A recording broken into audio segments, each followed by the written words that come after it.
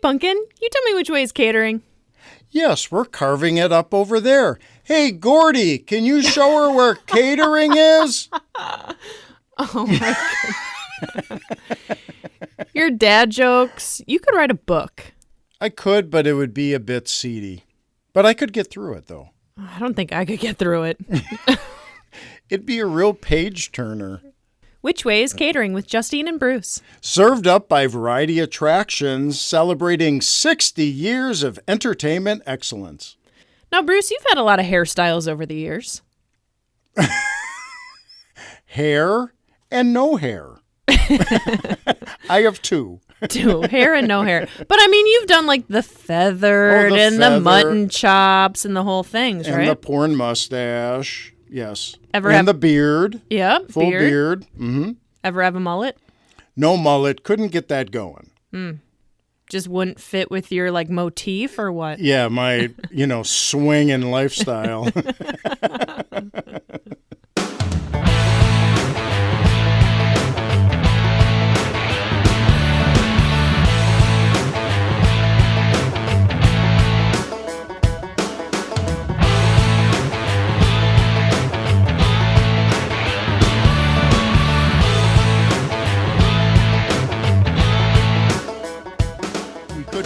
Talk to you because you just seem like such a delight to talk to that we would almost rather kind of sit out on the deck and have a drink and absolutely pretend that our conversation is on a rooftop in Nashville and we're just kind of you're like spinning the yarn and we're just like really like we're right above Lower Broad and there's like 50,000 people down there. Nashville is packed. The bars are hopping.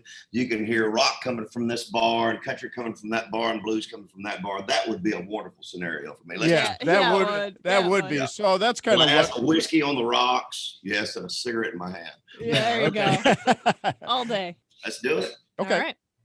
Welcome to another episode of Which Way is Catering with Justine and Bruce. And we're celebrating 60 years with Variety Attractions. Today's podcast, we've been waiting to talk with Tracy for a long time because he's just such a delight to listen to and he can really spin a yarn. So and I mean, we could go on and on about 9 billion records and all the number one hits. 1,000 number one songs. Blah, blah. So let's get right down to business and let's welcome Tracy Lawrence. Well, let me tell you, back in the day when I first started touring, when me and Mr. Moffat got to know each other, back in the early days of my experience with Variety Attraction, there was no catering. Hey, Tracy, I got you boys some chicken from the convenience store. That's what we love is that was going to be my first kind of question is if I mention Variety Attractions, kind of what comes to mind. And I tell you, everybody starts with the George Moffat impersonation. They really and it's so good every time. I love George. He was always great to me. In the early days, in the early 90s, when I first started rolling, we did so many Variety Attraction dates. And I met Todd in the early days when he was just starting out, man, had such a great working relationship with everybody. Now, I think George got perturbed at me a few times because we were a little bit wild. And I know we like to party a little bit. And I know in a couple of instances we were still partying and the fair people actually left and closed the gates on us and locked us in the fairgrounds. So George get a little bit perturbed at me from time to time. Yeah, what was your first like kind of interaction with George on site at a venue? Do you remember that time? He was always he wanted to come around and meet everybody. He would tell us how great it was to have us and what he had us for lunch and all this stuff. I mean, in the early days, really, it was pretty bare bones back then. You'd roll in and it was a stage with some park hands and that was about it. But we always had a great time. He was always very fair to me and he worked us a lot. I mean, we were one of his favorite go-to acts. He put us in all of his venues around the country. But fairs and festivals were a big part of what broke me in the Midwest, all through that part of the country. So it was a great experience for me. And I know Todd Bolton kind of was with you guys when you were kicking it early on with Sticks and Stones. He wanted us to kind of ask you about that time. Well, like I said, we were a little wild. Yeah. We had a really good time back then. It was all very new and fun. And I think we put on great shows back then, but we were definitely the life of the party for sure. I think he said he was surprised he survived that summer. I'm surprised that a lot of people survived that whole first 3 or 4 years because they were pretty wild. Yeah. You've seen all the stuff about Motley Crue. We were the Motley Crue of country music. Well, when is that series coming out with Tracy Lawrence? I have to wait for a few more people to die. Oh my. Oh my goodness. Oh my. Speaking of people surviving, why don't you tell us about whatever was going on with that 90s mullet of yours? Oh my gosh. Well, let's see. Did you have like Neal McCoy. Do what? Did you have your own like mullet beauty squad? Was there just dedicated people on making sure the curls were just right? It was just natural. It was. And Neal McCoy actually coined the phrase. He said, I had my own personal kind of mullet. He said, I had a cur mullet. It wasn't actually just a mullet. It was a cur mullet. A cur mullet. Because I've heard. It was full. Yeah, it just did that by itself. Did you have an actual like mullet sculpting spray back then? Or did it just kind of shape its own way? Just straight up Aquanet. Did its own thing. Whatever it decided to do on any given day, it did. Now, when all those great photo shoots, absolutely, we had people that took care of all that. The photo shoots, it's just all perfect and everything. Yeah, but some of those days on the road, it probably looked a little ragged. But they're coming back, man. I mean, yeah, people not on my head, they're not. Yeah, I remember James Otto telling me that in the early days for Blake Shelton, he had a Kentucky waterfall mullet. Wow, I'd never heard that term before. That's awesome. Back in the, early to mid 90s when you were just skyrocketing, Time Marches On is one of like my favorite iconic country songs of all time. I don't know what it is about that song, but I truly, truly love it. And I was watching a clip where you were on stage with Jason Aldean and Luke Bryan, and you guys were kind of doing it together. Yeah. Does it really mean a lot to you when you get together with some of the other, singers of today and kind of sing your songs? It does. And the great thing about it is knowing that music had such a huge impact on all this generation that came behind me. There was something really special about that song the first time I heard it.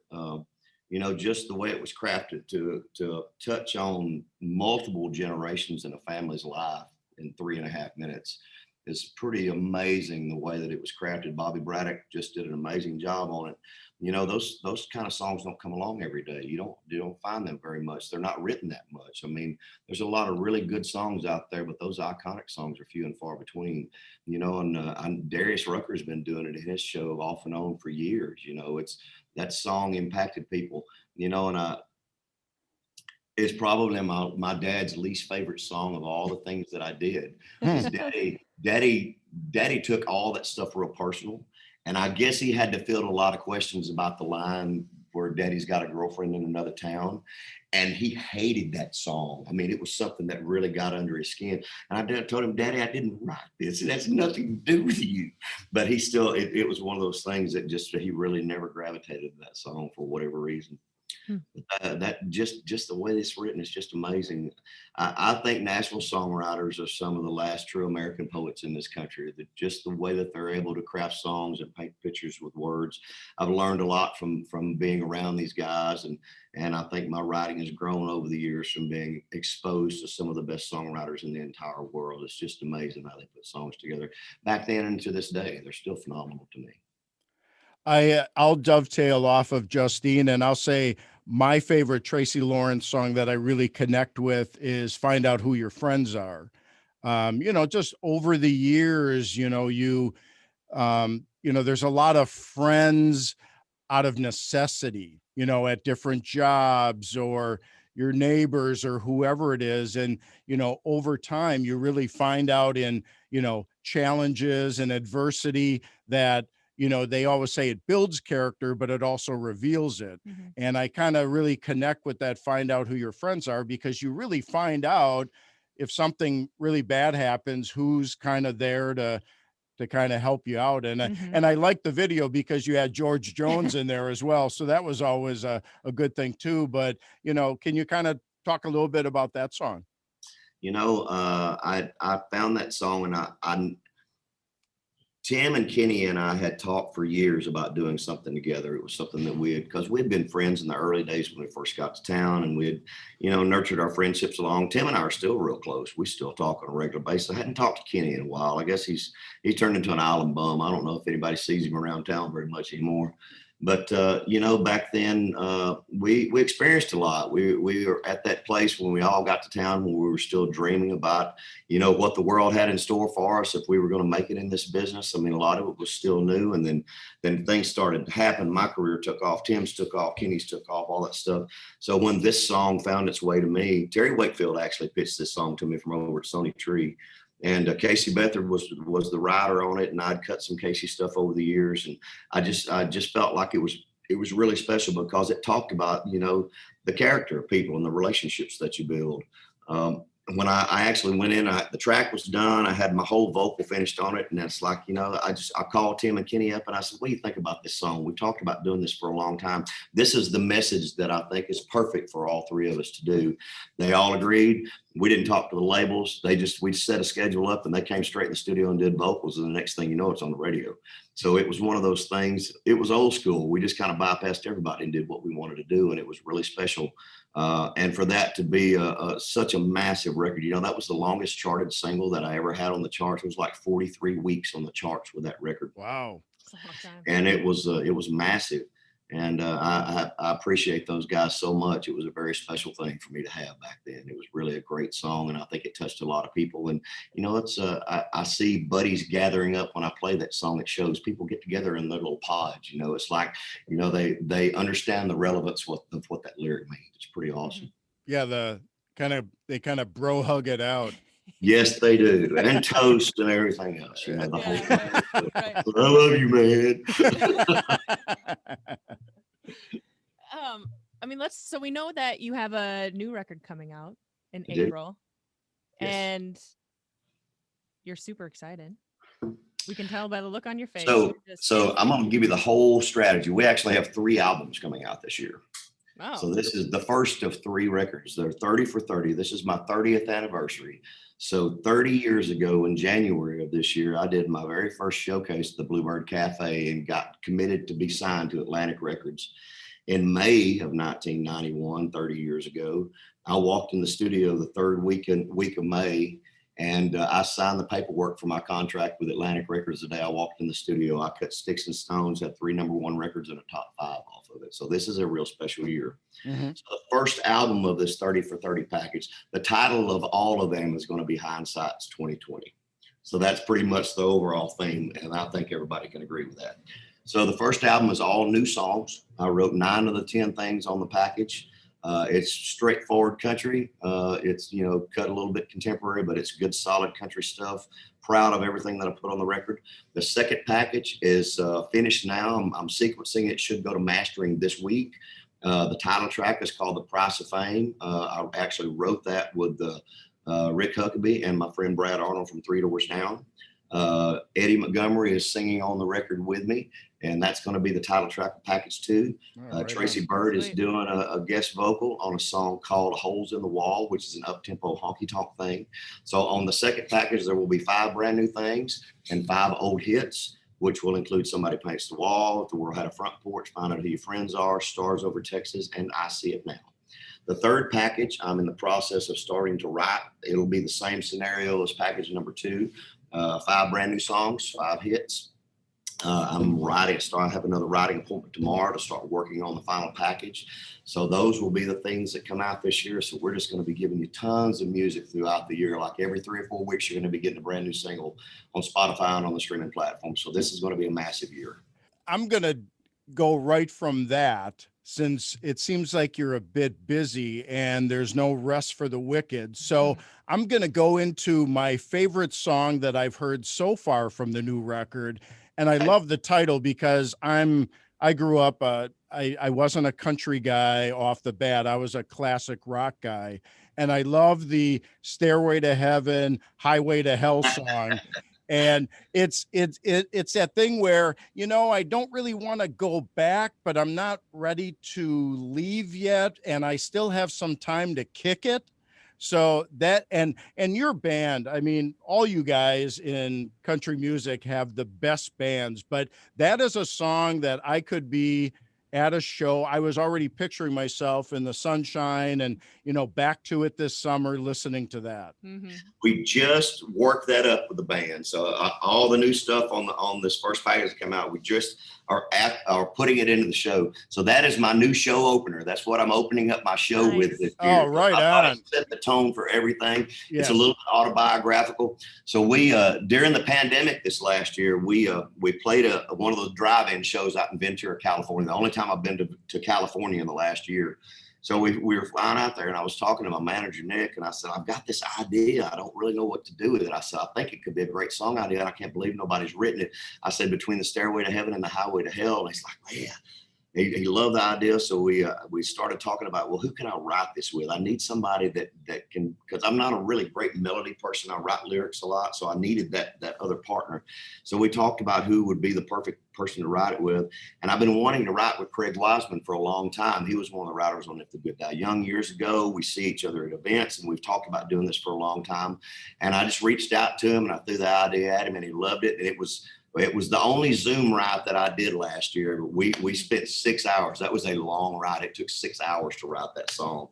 Zoom is a really strange thing to write on. It's just really different than being in the room with people. But I think it turned out great. I'm really proud of it. I love it. It's got a great feel to it. It does. And, as you were talking about that, I'm like, well, maybe you could have a couple guests on that song. I mean, you could have Robert Plant on there with you. You could have Angus from AC/DC. I mean, you could really kick that one up. Mm-hmm. It would be awesome. I'd love that. Yeah, that would be great. It's going to be awesome live. Yes. Moving on. So there's other songs on the new record, and thanks a lot for letting us know kind of all about that. But let's go back to some of the earlier things, like you setting the tone with the first Unplugged in the round on CMT. Wasn't that great? Yes. I look back on that, that time and place, no one had done any kind of live performance or any unplugged things on CMT at all. That was groundbreaking at the time. Mm-hmm. Mark Ball, who produced that and directed that whole thing, I had done so much work with Scene 3 over the years. All those time travel videos, all that stuff. I mean, he was just a big piece of the progression of my career. I mean, it was such a great thing. We shot that at Scene 3 Studios over on 8th Avenue. And we had such a great time doing it. I think I had Wade Hayes and Toby Keith on it.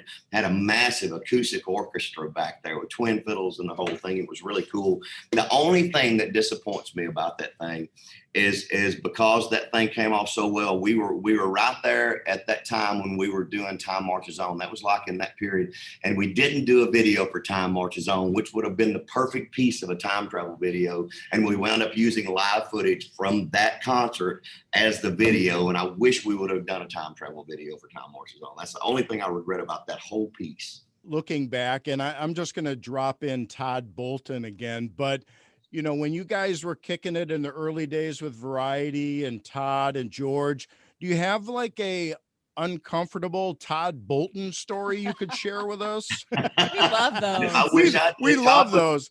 Todd was such a sweet guy back then. I think we scared Todd to death. I really do. I do. I think there were times that Todd felt like he really needed to go somewhere away from us, far away. Yeah. Back to the CMT. I mean, he brought it to our attention that was such a big deal at the time, that nobody had done anything like that. And it was huge. It was huge. Absolutely huge. I think they should re-air it. They should. That should be part of your new packaging. Absolutely. They should re-air it. Yeah. Like most artists, and who knows what it looks like this year, but do you have kind of a meet and greet story?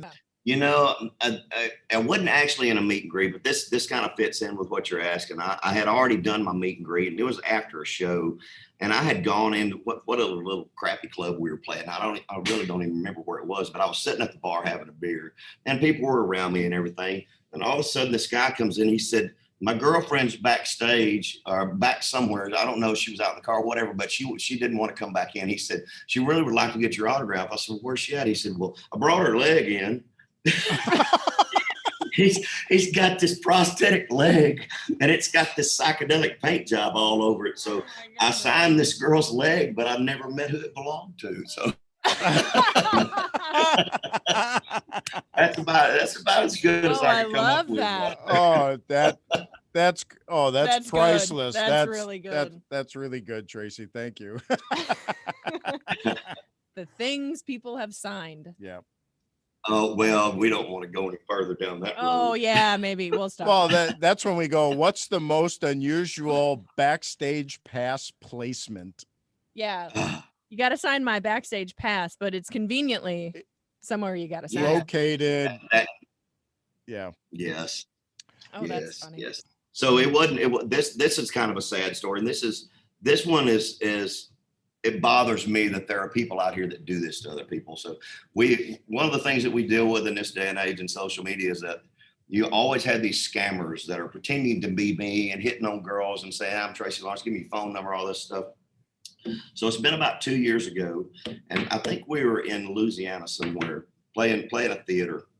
And I was in the meet and greet and security guard came back and told my tour manager at the time, he said, Tracy's fiance is out in the lobby trying to get back. He was like, Tracy's been married for 20 years. You don't have a fiance.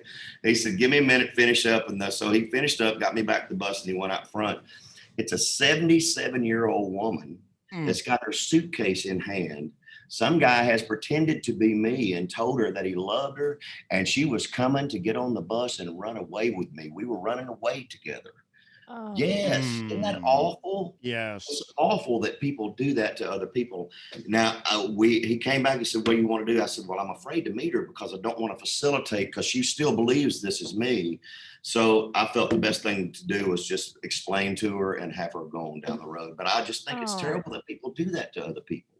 Yes. And it happens all the time. You know, you should, and I'm just going to look at the positive side, is that, wow, are you kind of impressed that people are using your name to pick up women? I mean, hey, Tracy, do you really still have game, my man?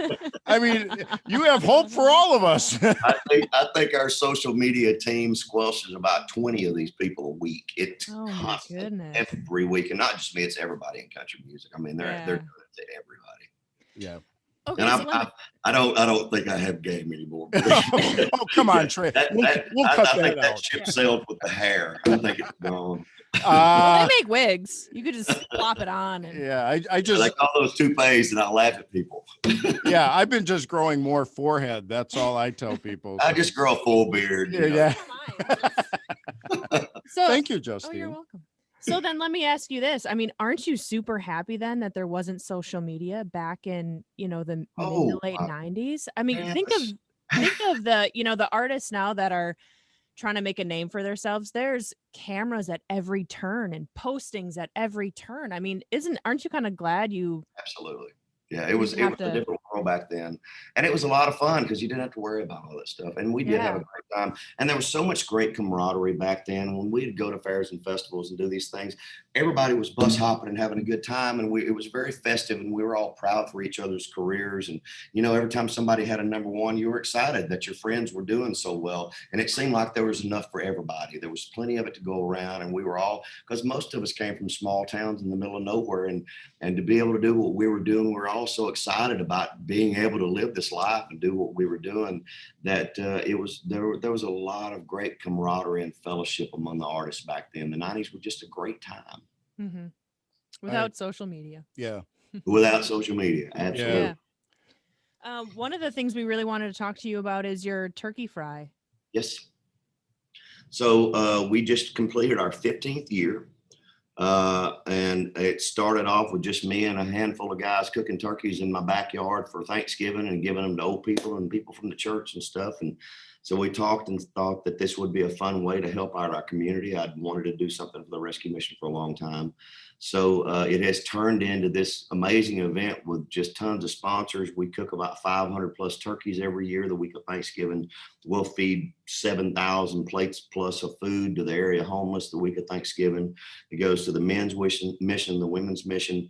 5 years ago, we actually added a concert to the back end of the day, and we raise in excess of $150,000 a year that goes directly to the mission to help their efforts. And we're adding a golf tournament this year. This will be our first year for the golf tournament, and it is already sold out. We expect to raise a lot of money, and it opens us up as a foundation now to be able to do things for other outreach programs in the Nashville area. And we have visions of growing. We have some other things that we're looking at going down the road. We finally have our committee set up. We have our 501c3 done. So we're a full nonprofit now. So it really opens us up to be able to get government grants and all the other things. So I think we're about to have a huge growth spurt with my foundation right now and really be able to have a bigger impact on people in Nashville and hopefully in the broader area. Well, that's outstanding. Thanks for doing that, Tracy. I'll go back into the lighter hearted questions. Do you guys have any like pre-show rituals or anything like that for some good juju before you go on stage? We don't do any of that thing. Typically, the only thing we do is drink tequila. There we go. Patron from the freezer. That usually kind of sets the tone for the night. That's kind of my go-to. So that's pretty much the only ritual that we have.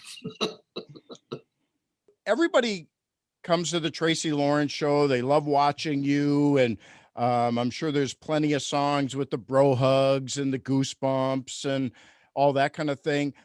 What kind of show gives all of those feelings to Tracy Lawrence? To tell you the truth, it's been so long since I've been to a show. I love watching my friends perform. We played the Seven Peaks Festival out in Buena Vista, Colorado with Dierks Bentley a couple of years ago, and I got to go out and watch Travis Tritt, which I'm a huge fan of. I love Travis. I've always been a fan of his music, and he freaking killed it. I typically don't get to go to a lot of shows. The last real show that I went to, and you're going to laugh at me, and it was absolutely awful. I took my kids to see Justin Bieber, and it was awful. It was just awful. I don't know. Ask Justine. Well, my oldest daughter is 17, and we were going to go last year, and Jaden Smith was opening for Bieber, and she was all about that. So she was super bummed we didn't get to go because it was canceled. But well, I guess the kid's got talent, but he's so indifferent and so arrogant about everything that he does. He's lip syncing through a lot of it, and his voice is coming out, and he's just holding his mic out here like he don't even care. I wore earplugs the whole time. It was absolutely awful. Yeah. Well, okay. Well, then I tell you, we had tickets to go see. I was going to take my kids to see Greta Van Fleet. Last year, and they were at the Metro at the Municipal Auditorium here in Nashville, and the lead singer his voice went out, so they canceled, so I didn't get to go. But I was excited about doing that. I love classic rock and roll. I love all those stuff, and they really reminded me a lot of Zeppelin. I was a huge Zeppelin fan in college, but I'll kind of throw this at you. I know you're going to think I'm insane. I love all kinds of music. I'm a huge Lady Gaga fan. There's some really cool stuff from her, so I like music. I really dig a lot of that stuff, and we were trying to get set up to go see her in Louisville when she came through a couple of years ago, and I couldn't make that work. I'm just on the road so much that typically when people come through, I'm not here. So I miss out on a lot of that stuff, but I do love going to concerts. Right now, I'm happy just to go sit at Third and Lindsley and watch a good guitar player play. I just to see people back on stage right now does my heart good. I mean, that's really just to see a good musicians and a good singer get up there and do their thing. I don't need the lights. I don't need the smoke and mirrors. I just want to see a good band play, and I've missed it so bad. Yeah, we all have. So I'll go back even farther. Were there any legends that you admired growing up, when you were, because it sounds like you're a real student of the singer-songwriter. And and I was just kind of wondering who, were you going to see Merle You know, Haggard or, it was Straight. I mean, Straight was one of the first national acts that I saw. I saw T.G. Shepherd when I was young, and I love T.G. He and I are good friends. But Straight was a huge influence on me. Straight and Haggard were the two guys that were the primary influences on me when I was a kid. About 12 years old, just starting to kind of get my legs underneath me and figure out what I could do, and that I had some talent and learning to play and all that stuff. And being able to tour with Straight, back in '08 and that time period was pretty awesome for me because I got to do the whole tour with him. But, the first big rock show that I saw was over at the Hearst Coliseum in Shreveport, and it was probably in 1987. It's my second year in college. And I saw, it was Tesla, Dokken, and Aerosmith. And I right remember on. standing There down, you go. I was on the arena floor when Sweet Emotion kicked off, and the place just erupted. It was awesome. Hey, I remember seeing, and this will go back to your friend in Three Doors Down, but I saw Aerosmith with Three Doors Down. And yeah, everything with Aerosmith was just. It was Aerosmith. Yeah, I'm getting goosebumps talking about it. Yeah, it's Aerosmith. Yeah, that's awesome. But I love all different kinds of music. And there's times that I get in real jazz moods where I could go sit and watch a 3 or 4 piece little jazz section play in a little crappy, dim lit, smoky bar room. I love, sometimes that's all I need. Sometimes it just moves me like that. I like the symphony. I love to go watch a beautiful orchestra play. It makes the hair stand up on my arm. I mean, music, you can just feel the emotion of music when it's done right. It's a very special thing, man. Sometimes it doesn't even need words. Mm-hmm. And it usually hits you out of nowhere. Yeah. Sneaks up on you. I remember, this has only happened to me one time in my whole life. I've never had a song stop me in my tracks like this one did. I remember I was at the grocery store and it's, God, I don't remember when it was. It's been years and years ago. But there's a band called Train, a rock band called Train. Yep. When there's a song called Drops from Jupiter. Mm-hmm. Remember that? I hadn't heard it before, and it came over the sound system in the grocery store when I was walking through, and it literally stopped me in my tracks. I'd never heard anything that moved me like that before. I don't know what it was about that lyric, but it was like, wow, that's really good. And I literally stood in the produce and went, wow. So music still gets me like that from time to time. Yeah. What happens when you're in the grocery store and a Tracy Lawrence song comes on? It doesn't bother me. I just kind of nonchalantly go through it. But my kids, it mortifies my children. It absolutely. I was at the IHOP with one of my daughters having breakfast one morning, and Hal Cowgirl says goodbye, came over the speakers, and she just goes, you can just see her, she just slumps down. Start now. I mean, they hate it. They hate everything about it, because usually, and nobody noticed me. Nobody said a word. It was just a random thing. But usually when something like that happens, the next thing you know is I got 5 people around me wanting autograph. And she just folded up. She's like, oh, she hates it. And it sounds like you're full steam ahead with your 30th anniversary and putting out new music and everything like that. Is there somebody that you, as you move forward, would love to collaborate with that you haven't yet? Oh my gosh, there's lots of people. Okay, give us your top 10 then. I've written with Dean Dillon before, but I hadn't cut anything that we've written. I'd love to get back with Dean Dillon. I haven't written with Bob DiPiero yet. I would love the opportunity to do a duet with Leanne Womack, and I don't know if that could ever happen. I'd love to be able to sing on a record with George Strait. There's just so many great artists out there in rock and pop and everything that I think it would be phenomenal. I'd love to do a country crossroads with Brad Arnold from Three Doors. I mean, he and I have been buddies for a long time. I think that would be a lot of fun. That'd be cool. I mean, there's just an endless list. I'd love to cut a record with Asleep at the Wheel. Yeah. I think it'd be awesome. I love Western Swing. I think that would be phenomenal too. And I'm at the place now where I'm not looking at doing things, trying to get things commercially played on radio. I'm doing things that I feel are cool at this point with people that I want to work with. And that's what I'm trying to do now. All right. And I just thought of this, so I'm going to go there. So what if somebody by the name of Reba McEntire gave you a call? I love it. Reba's awesome. She's got one of the best voices ever in country music. I'd love to do a real traditional record with Reba, like the old stuff that she did back in the early days. Yeah, that'd be awesome. Because you interviewed her for your Honky Tonkin' show, correct? I did.